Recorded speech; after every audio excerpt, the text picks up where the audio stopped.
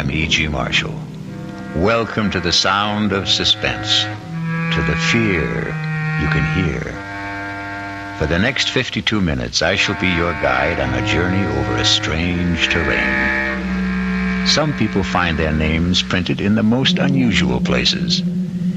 Let me tell you about a man who is convinced that his was written on a bullet. Paul, give the password. It's me, Gerry. It's me. Don't shoot. Paul? Yes, Gerry, it's Paul. Paul? Paul, you're dead. How can you... Yes, Gerry. I'm dead. But I shouldn't be. I took your bullet.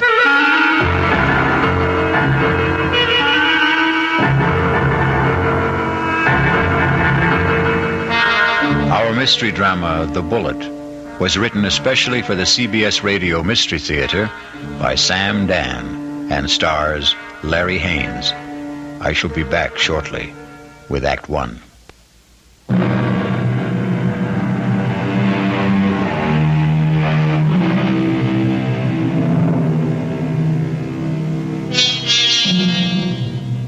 It's a quiet little bar, Paddy Noonan's, and Gerry Price stops there every evening on his way home from work. He's not looking for anything special in the way of atmosphere, adventure, companionship, and he has no intention of getting drunk.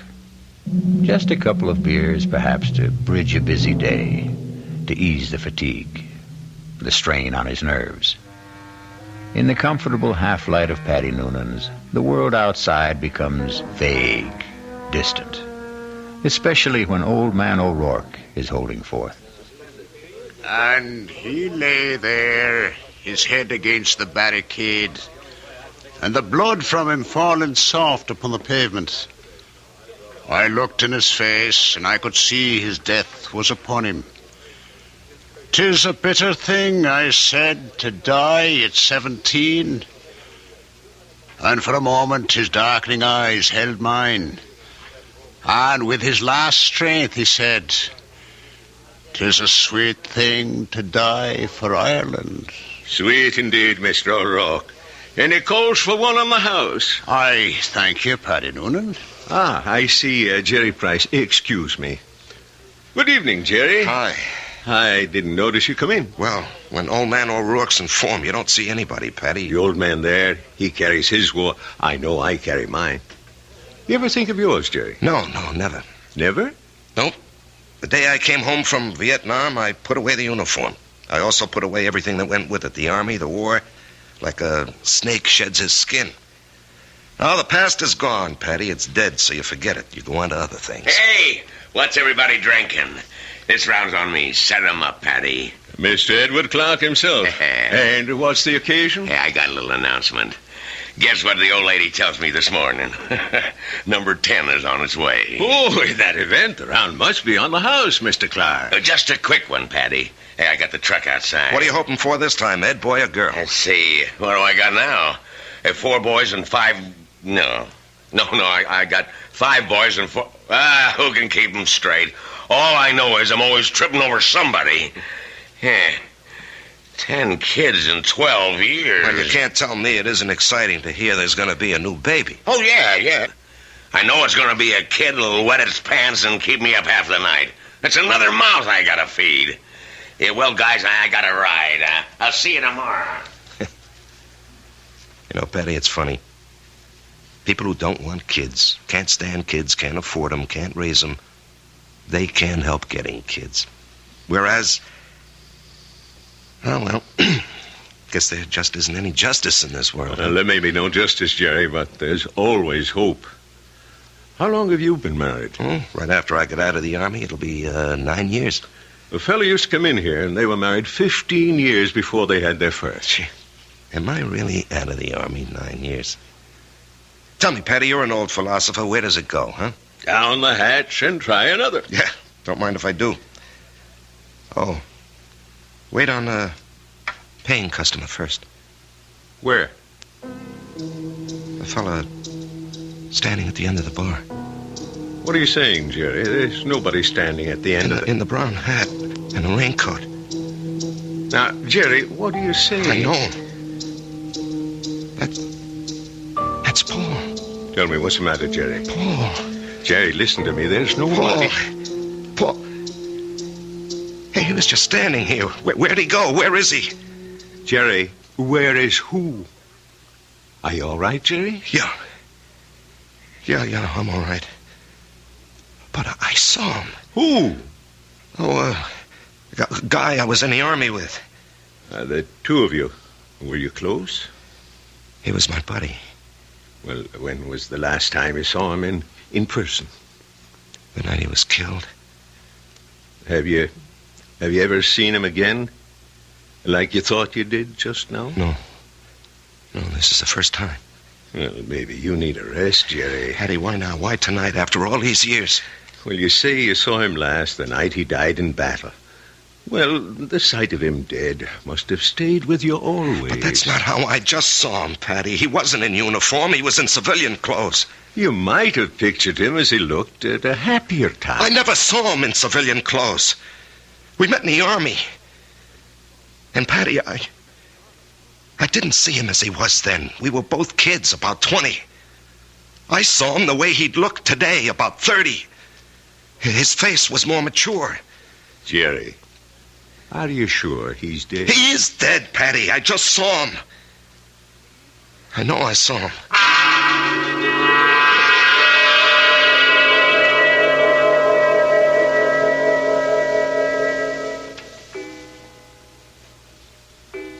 Gerry, it's after midnight. Oh, I'm not finished, honey. I have to clean up these reports, Marge.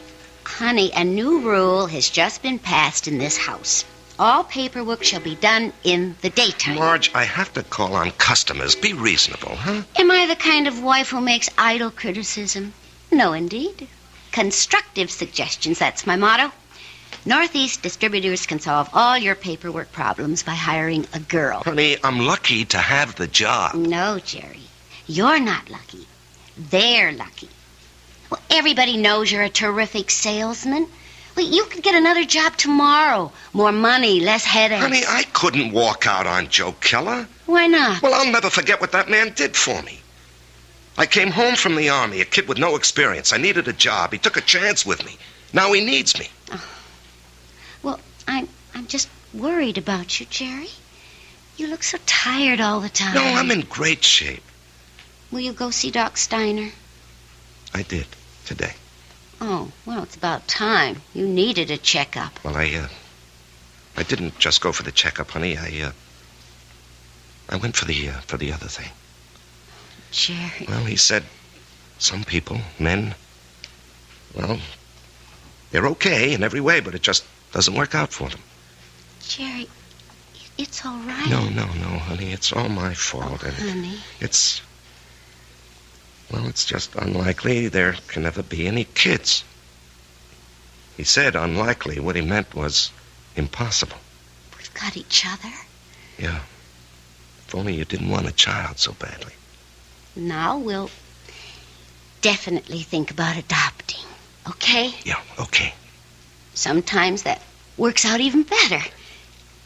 Come on, honey, let me see you smile. Marge, I don't know what I'd do without you. Oh, that makes us even. I don't know what I'd do without you. Come on, get to bed. Yeah, I'll just have a cigarette, huh? Well, honey, why'd you turn on the music? To make sure you don't try to sneak in some work. I know you can't concentrate with the music going. I'll just be a couple of minutes, honey.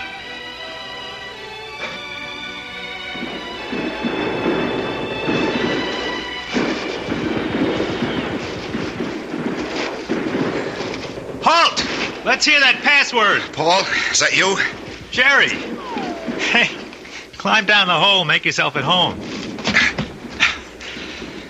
Man, I'm so beat I can't even remember the password. That's all right. I don't even know what it is. Yeah, got a cigarette? What'd they want back at the CP, Gerry? A patrol. You going? Yep. But you went out yesterday. Well, maybe I better write to my congressman, huh?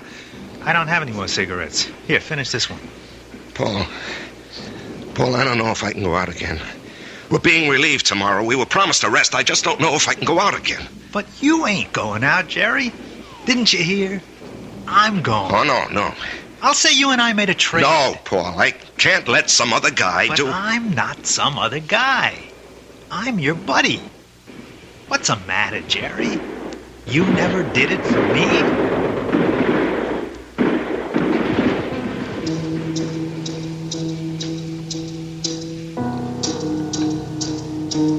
Can I have a drag on that butt, Gerry? Paul, you're alive. I'm alive, Gerry. I'm here with you. In your living room. No, you can't be here. I went out afterward. I found your body. I carried it back. Maybe it wasn't you. It was me. But you were dead. You were killed. Yes, Gerry. I was killed.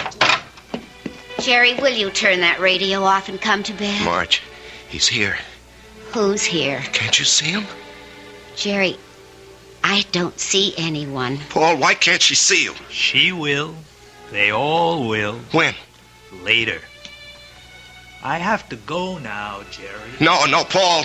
Paul, tell her. Gerry. She'll think I'm crazy, Paul. Paul. He's gone, Marge. He's gone. Gerry, honey, what's going on here? Marge, he was here. He was right here. Oh. Now, you got to believe that. I'm not drunk, and I'm not crazy. I believe you. I believe you, Gerry. Now, here, just sit down. Don't do anything. Don't say anything.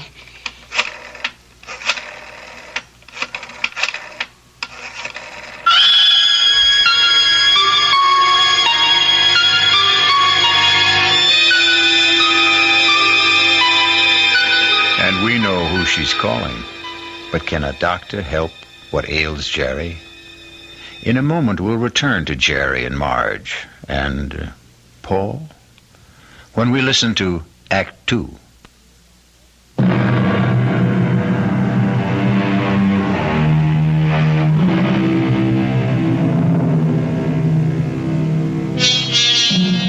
And now, Act 2 of The Bullett. Let us trace the path of the bullet. We have a worried Marge, a concerned Dr. Steiner, and a distracted Gerry. Tell me about this man, Paul, you called him Gerry. I said we were buddies, Doctor. That tells it all. Gerry, please don't be so hostile. Dr. Steiner's only trying to help. You were buddies. You came back alive and he didn't. Yeah. There's an extensive medical literature on the subject. Oh, I'm sure there is. Gerry? I'm not being hostile, Marge. I know I saw him. Of course you saw him. Well, finally. But that doesn't mean he was there. You see, Gerry, the death of a wartime comrade remains an eternal reproach. All who survive are sentenced forever to feelings of guilt. No. Doctor, the wars are fought by kids in foxholes. The literature is written by doctors and officers. That's hardly fair, Gerry. I'm the authority on war, Doctor, because I was a kid in a foxhole, and I don't feel guilty about my buddy. You don't? No. Tell me why. Oh, you wouldn't believe it. Try me. All right. You see, there's a bullet, and it's designed especially for you. And if it's your bullet, it'll find you no matter where you are. You can't evade it, you can't avoid it. It was meant for you, it was meant to be. You and the bullet. Both of you were dust, originally. You were dust because the Bible says so. And the bullet was also just dust in the ground. Well, that bullet was mined and refined and cast into metal. It was shaped into a slug and joined with a shell. It was one of billions of bullets, but it was yours, all yours. And at the right time, there'd be a tremendous explosion of gases in a narrow chamber, and a bullet would be torn loose from the shell case and spun around the grooves of a gun barrel and hurled through space. This is the bullet you don't hear. You don't hear it, Doctor. You don't hear it whine past your ear or ping off a rock or thwack against a tree. That's because it's your very own bullet. It's coming to meet you, or you're going to meet it. It's been arranged. You see? It's an appointment that can never be broken. The dust that had become the bullet would encounter the dust that had become you. And after a while, both of you would become dust once again and return to the ground, your original home. Gerry, I know you're overworked, you're overwrought, you're overtired. I keep telling him to slow down. Okay. I know I'm under a strain. I know I'm working too hard, but what can I do? Gerry, try to understand. Right now, you're having what is popularly known as a nervous breakdown. This alleged visitor from another world. I say he's an illusion. Oh. I say you have subconscious feelings about him which you're not aware of. And I say they burst through because of heavy pressure on your nervous system. Yeah, I knew you'd say that. Prove me wrong. How? Go away. Get out from under. Rest a while. Relax.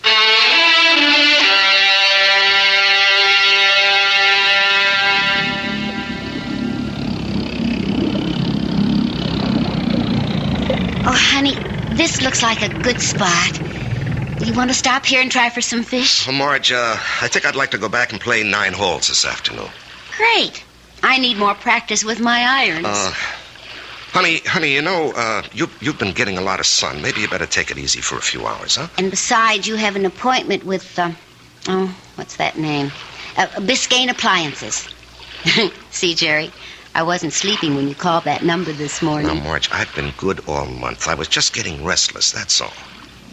Look, they're a big chain down here. If I can open them up, I'll justify the trip. Justify? To whom? Why do you have to justify anything?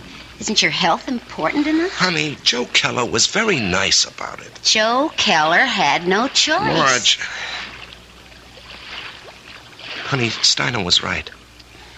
I was beat. I don't know how I managed to drag myself along. So I did the right thing. I chucked it all. Now I'm fit, see?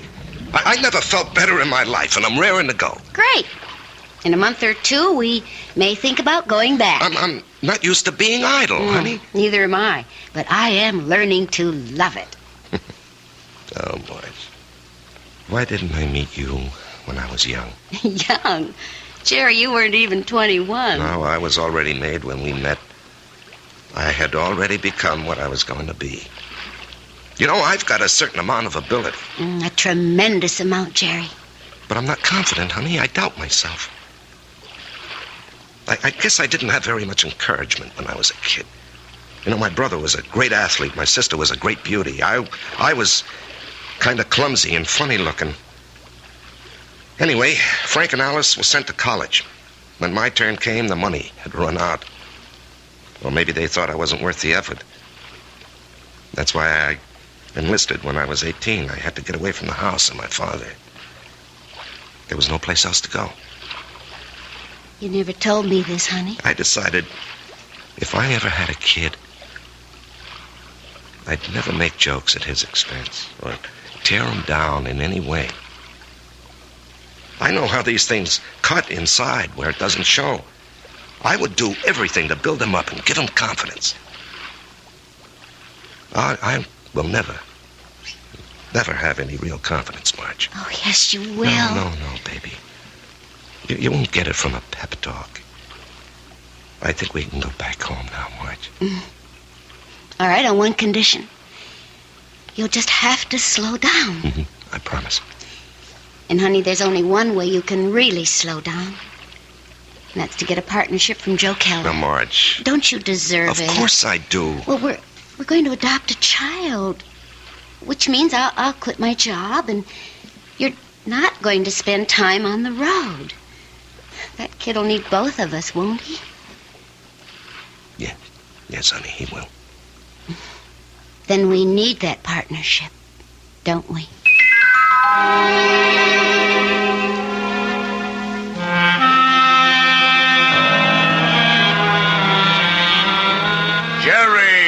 Gerry, baby. You look like $1 million. Less 2% for cash, of course. Yeah, Joe. Hold it. Ramona, no calls. I'm in a meeting. I can't be disturbed. Well, anyhow, Joe, hello. I want you to take it easy for a while, you hear? Yeah, I'm ready for action, Joe. Oh, you think you're ready. Now, listen. I know you had a lot of expenses. I want you to take this little check. It's only $500. I'm strapped for cash this week. I had to pop for a whole new computer setup. But anyway, I decided to increase your bonus to 5%. That'll amount to a pretty sweet raise, huh? Now, Joe... Don't thank me, kid. You're entitled to it. We got to make sure you don't get sick again. Joe, I have to talk with you. Well, sure, kid. What about? Well, it's, personal and important. Well, let me buy you lunch.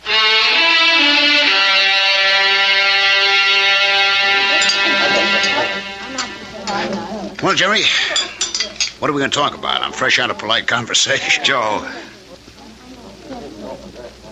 I want a partnership. No, you don't, Gerry. But, Joe... No, don't interrupt. You don't want one. You'd like one. Two different things. Now, don't nitpick, Joe. You'd like a partnership, which means it would be swell. Great if you had it. But want is something else. It means lack. It means need. I know you'd like to own a business, but you're not cut out to be an owner. Why? Because an owner is an officer. And in your heart, you'll always be an enlisted man. Tell me, could you ever fire a guy because you could get someone else cheaper? If an old customer, a good friend, was getting slow paying bills, could you cut him off? Thousands of guys like you go bankrupt every year. You're nice, sweet, big-hearted. But you don't have the guts business needs. Well, I'd like to remind you of the volume I sell. I know it to the penny, Gerry, and you're well paid for it. Well, I'm worth more now. You are. You got a sweet raise this morning. Joe, don't think I'm not grateful. You gave me my first break. But I think I can do better elsewhere. Where? Anywhere. Consolidated, Freeman and Singer. Should I go down the list? Oh, they'd love to have you, Gerry. What'll they pay? They handle the nationally advertised brands. What'll you be, their glorified order taker? They don't need your full selling ability, so they don't have to pay you full price for it. Sure, with me, you push out all the schlock. It's rough, but you get top dollar. There's 20 outfits like mine. They grab you tomorrow, but where's the improvement? They won't pay you more. At least here, you got 9 years equity in a pension plan. You and me are used to each other. Besides, I really like you. Yeah. Sometimes I feel like a father to you, Gerry. It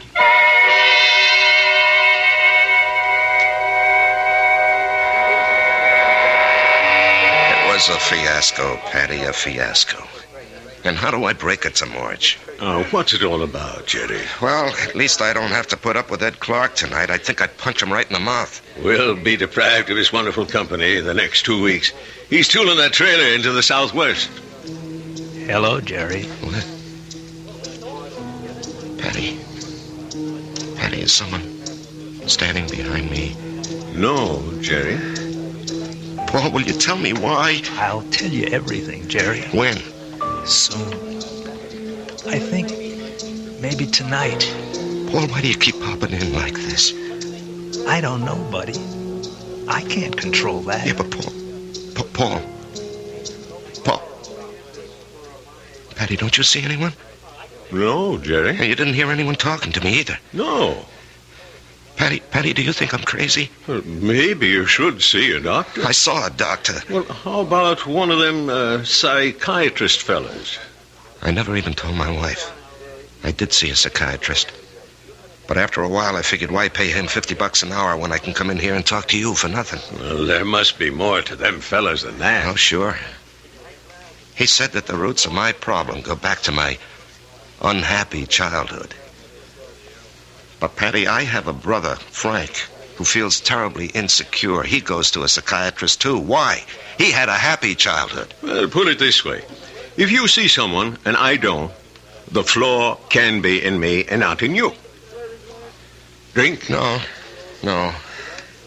I better go home and face the music.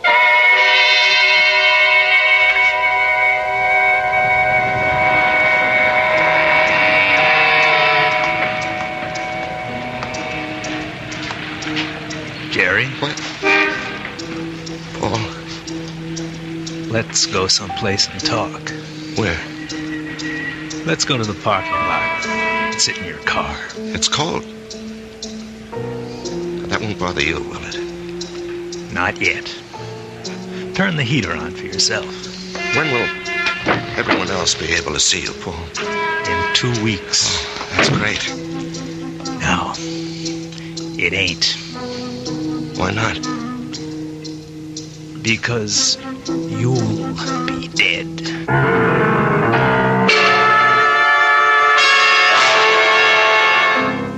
Because you'll be dead.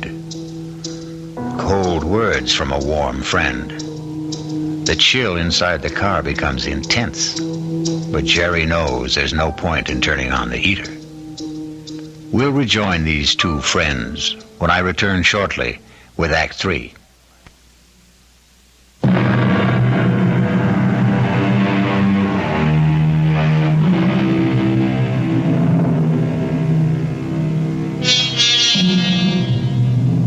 And now we return to the final act of The Bullett, and a reunion of two war buddies who haven't seen each other in almost 9 years. Gerry Price, who is alive, and Paul Gardner, who is dead. The heater in this car doesn't do much good. You're shivering. Why am I going to be dead, Paul? Remember the night I went out on the patrol? Yeah, I'll remember that night as long as I live. I completed my job. I was headed back. And then I felt something smash against my head. And I knew. I just met the Bullett. You know, the Bullett we used to talk about? I bet you don't remember. No, I remember. I felt it slam into me. And then I didn't know anything anymore. Yeah, well, when the guys told me, I went out to get you, Paul. Yeah, I might have known you would. 1 minute, I was moving through a rice paddy. And the next minute, I'm sitting in an office. And I knew a lot of time had gone by. Don't ask me how. I knew, that's all. A man was talking to me. What kind of man? You know the type that's a clerk in the government or a big corporation, fussy, self-important. Everything's got to be in the right place. He doesn't even look at me. He's got a piece of paper. He says, Paul Gardner, you're going back. You should not have died that night. The computation was for you to survive. The plan was for you to marry a girl named Marjorie Stone. I married Marjorie Stone. Yeah. I told the guy, I want no part of it. And he gives me a look, this clerk does, like he couldn't care less about me or you or anybody else. And he says, come with me. He leads me to a door. It opens. And all I can hear is a hum and a clicking. And all I can see is a computer. I mean, there's no end to the thing. That's all you can see is computer. And he says, there it is, friend. City Hall. Go fight it. By this time, I'm shaking. That machine scared the pants off me. You couldn't see the top nor the bottom of it. There was no end to it, just machine wherever the eye could see. Well, then what happened? This clerk, he tells me there's a plan. A capital P plan. It calls for me to come home. Not you. Yeah, well, maybe that's fair, Paul. You were always the better man. No. You got more on the ball. You never got a break, that's all. I had the chance to go to school, become somebody. I could have gone into the old man's business, become the biggest hardware dealer in Atlanta. You and me. We both run away to join the army. You because you had nothing. Me because I had everything. But why are you coming back? Because Marge and I are supposed to have a boy. A certain kind of a boy. He'll grow up, I don't know, discover something, create something, or be somebody the world needs real bad. They wouldn't tell me what. Anyhow, 40, 50 years from now, he has to be here. And of all the millions of men and women, he could only be born to me and Marge. When am I leaving? I told you. In 2 weeks. How? 9 o'clock at night. A trailer truck will go past Patty Noonan's saloon. Just as you're crossing the street. Well, why does it have to be like that? Because you don't know how careful these things are figured. You could get killed a million ways. But the plan calls for a truck driven by a guy named Ed Clark. Oh, yeah, I know Ed Clark. He doesn't have a good record. so it'll be easy to prove he's a careless driver. He works for a big outfit, so Marge will have a good settlement. But why? I still don't understand. She'll need the money. You see, I won't be a good father. Not as good as you, for sure. Oh, I'll love the kid. I'll love Marge, but I won't be there a lot. You know me. I have to keep moving. But if you know how important it is for the kid. I won't know. Once I'm alive, I won't remember any of this. Now, you say it's all figured out, maybe not. The human element. How can the machine predict Marge would go for you, huh?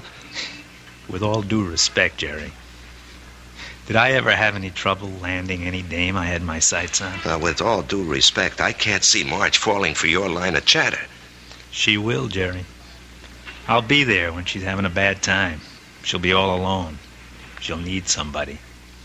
Things will take their natural course. Sure, she'll see through my line, but after a while she'll get to like it. I'm different. You're quiet, I raise hell. You let things eat at your insides, not me. I pop off. Maybe my way's no better in the long run. And she's married to you, and she loves you. But deep in her heart, she loves my way better. She'll fall in love with me. Gerry, you have to believe I don't want to do this, but it was your bullet, not mine.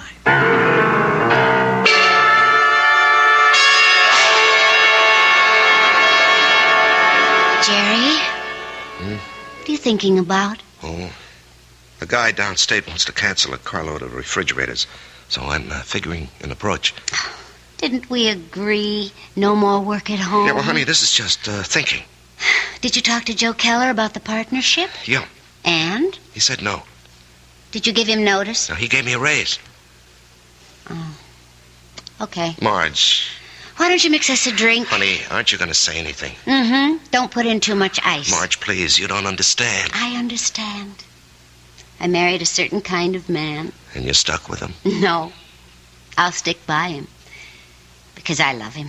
Would you have wanted a guy who'd barge into Joe Keller's office and say, Joe, either give me half the joint or I'll open up across the street and run you out of business? Oh, come on, Answer Gerry. me, Marge. I have to know. Well, maybe I did. Why didn't you marry him?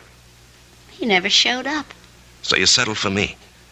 That's what's known as falling in love. Come on, honey, take me to the movies. No, I don't want to take you to the movies. Let's go downtown and see a play. But that's a lot of money. Are you going to worry about money? Now, and look, this weekend, would you like to fly out to, say, Snow Valley and ski? Yeah, or how about Las Vegas, huh?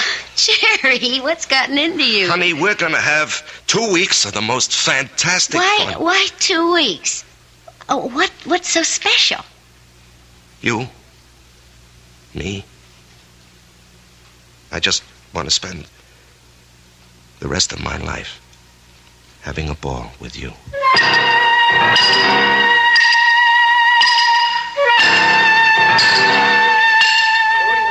Well, hello, stranger. Hi, Pat. Haven't seen you. Why, it must be weeks. Where have you been? Giving Marge a good time. Well, I must say it's done wonders for you. You look so calm. Do I? Do you ever see the little guy who wasn't there? No. Well, that's good. Let's drink to it. Gerry, if I'm not being forward, what did he want from you? You wouldn't believe it, Patty. Do you believe it? Well, I just dropped in to say hello, Patty, and goodbye. Gerry. Yeah? Something's the matter with you. Well, I understand Ed Clark is due back here tonight. I don't want to run into him. I just don't want to talk to him. Well, if that's how you feel, I'll bar him from the joint. Now, Gerry, something's wrong with you. No, nothing, Patty. Now, look, I'm an old soldier, Gerry. I can tell. No, it's really nothing. Really, is it? No, Gerry, you got a look on your face. What kind of look? I've seen it before in the war. I've seen it on men who go out on the impossible mission. The look of men who know they're not coming back. The resigned look. What are you resigned to, Gerry? You have a vivid imagination. I have an imagination. Gerry, whatever it is, don't be resigned to it. Fight it. You can't fight City. I knew it. You're in a fight, Gerry. Well, you can fight anybody. You're an ex-combat soldier, and you weren't afraid of anything. When you were out there, you faced up to death, hunger, despair. What happened to you, Gerry? Where did you lose it? Face up to it now. Whoever he is, spit in his eye. Paddy, I can't do anything. Gerry, I'm going to throw you out of here for your own good. Now leave town. Go far away for a while. Fight it, Gerry, fight it. Paddy, wherever I go. Listen to old Paddy. Just take off. Don't you see there's a plan? Who cares? Put up a fight. Why are you so upset, Paddy, huh? I don't know. But listen to me. Fight now. Now get out of here.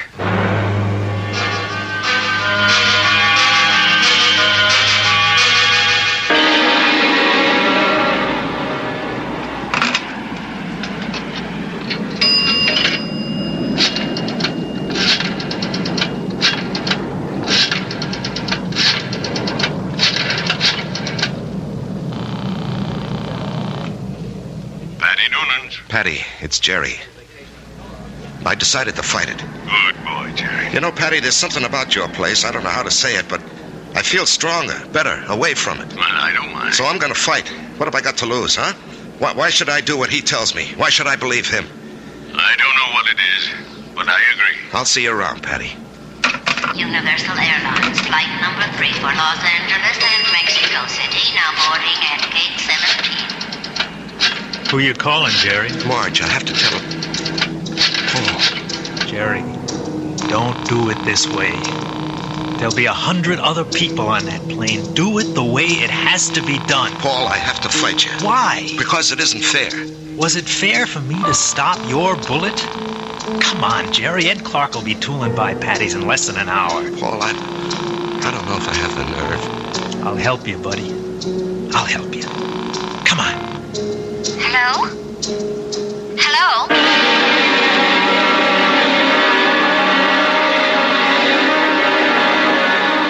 What is it, Mr. Noonan? I called you, and I hope it wasn't out of turn, Mrs. Price. It's about Gerry. What about Gerry? He's sitting back there in a booth. Now, wait. Don't go to him yet. He's in trouble. Well, it can't be. We've had such a glorious 2 weeks. He's in trouble. Well, what kind of trouble? I don't know. We have to help him somehow. Is it that Buddy? I think so. Well, the time has come to lay that nonsense to rest once and for all, and I'm going to... That won't work. Agree with him. Show him anything he wants is okay with you. Don't fight him. All we can give him is love. Hi, honey. Hi. Buy me a drink? Oh, sure. You know, I never knew you had those little gold highlights in your hair. Oh, I'm using a different bottle this week. I love you. I love you, too. And I want you to be with me always. Come on, Gerry. Let's start. No, not yet. Are you talking to me? The plan calls for it. How do I know there is a plan? Ask anybody. Ask Marge. Gerry, what are you talking about? Marge, do you believe there's a plan that determines the actions of everybody in the whole world? No. You sure? I'm sure. Well, then how do you think things work out? Well, every which way. Come on, Gerry. It's time. No, I won't go. Where won't you go? Then, Marge, as far as you're concerned, there isn't any plan. Oh, well, what do you think, Gerry? No, that's not important. What do you think? Well, yes. Yes, there is a plan. I can prove it. You can? Yes, that you started me thinking there has to be a plan. Otherwise, you and I, we just never would have met. Remember that day? Yeah. You were taking cash at Ryman's drugstore. That's the only reason I walked in there. Well, I'd already given notice. I was going to leave. And then you walked in and asked Doc if you could open a charge. Then and there, I decided to stay. And where? Where were you going? Oh, away. Pull up stakes. Why? Well, my folks were gone. My friends were married. The neighborhood had changed. The girl I went to school with had a father, a construction engineer. He'd been transferred. Well, she took a job in his new office, and she wrote and said she found a nice crowd. They needed secretaries down there. She could fix it up. Well, why not? I was set to go. But it was not to be. You came wandering into Ryman's. Obviously, there's a master plan that rules our lives. And where was this wonderful place you almost went to? Atlanta. Atlanta? Oh, what's so remarkable about that, Gerry? It was definite you were going? Well, sure. And only because you met me. Only because I met you. Otherwise, I'd have gone to Atlanta and married a southern millionaire. But evidently something had been planned for me. Aren't you flattered? I met you, and it changed my whole life. Are you ready to go now, Gerry? Marge, will you come with me? Yes, Gerry. Where do you want to go? Well, I have to do something. I'll come with you. No, wait here, darling, please. It's time, buddy. Just like going out on a patrol. Gerry, where are you going? That's all right, Patty. It's all right. I didn't want this, buddy. I know. I don't want you to take my bullet either. Goodbye, Gerry. Yeah, goodbye, Paul. Take care of her for me, huh? You know I will.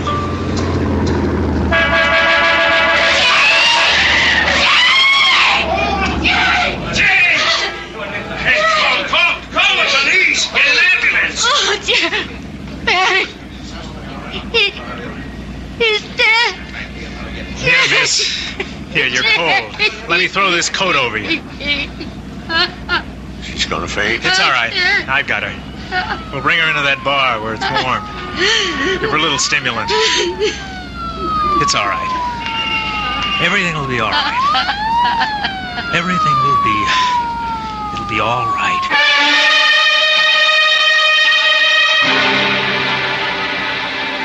So many people preface what they believe with, "It is written."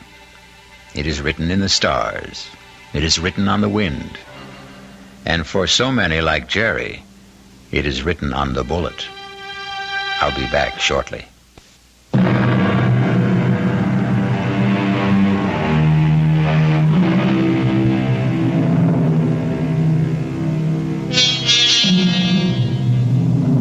I remember an old soldier once told me he wasn't worried about the bullet that had his name on it. What really bothered him was the bullet marked, "To whom it may concern." Our concern is mystery, excitement, suspense, thrills and chills. Our cast included Larry Haynes, E.V. Juster, Martin Newman, Ralph Bell, Leon Janney, and Danny Acco. The entire production was under the direction of Himan Brown. This is E.G. Marshall inviting you to return to our Mystery Theater for another adventure in the macabre. Until next time, pleasant dreams